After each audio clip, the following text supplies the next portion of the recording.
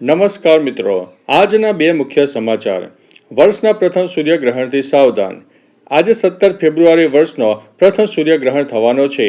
શાસ્ત્રોની માન્યતા મુજબ આ સમય નકારાત્મક ઉર્જાનો હોવાથી પૂજા અને પાઠ પર પ્રતિબંધ હોય છે.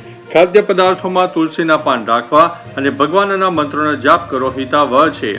ખાસ કરીને સગર્ભા સ્ત્રીઓને ઘરમાં રહેવા અને તીક્ષ્ણ વસ્તુઓનો ઉપયોગ ન કરવાની સલાહ આપવામાં આવે છે.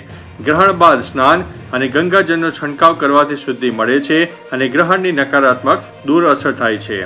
મિત્રો, અન્ય મહત્વના સમાચારની વાત કરીએ તો રાજકોટની મોટા સમાચાર સામે આવી રહ્યા છે.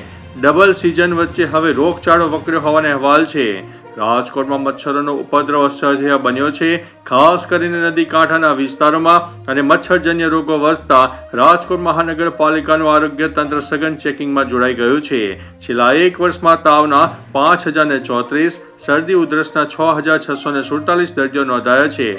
ડેન્ગ્યુના 6 કેસમાંથી 2 તાજેતરના છે, જેણે તંત્રની ચિંતા વધારી છે. નાગરિકોને ફોગિંગ અને જાગૃતિ અભિયાનની સાથે સ્વચ્છતા જાળવવાની અપીલ કરાઈ છે. તો ચાલો મિત્રો, ફરીથી દેશ અને દુનિયાના ટૂંકમાં સમાચાર લઈને મળતા રહીશું. ત્યાં સુધી અમને રજા આપશો. નમસ્તે.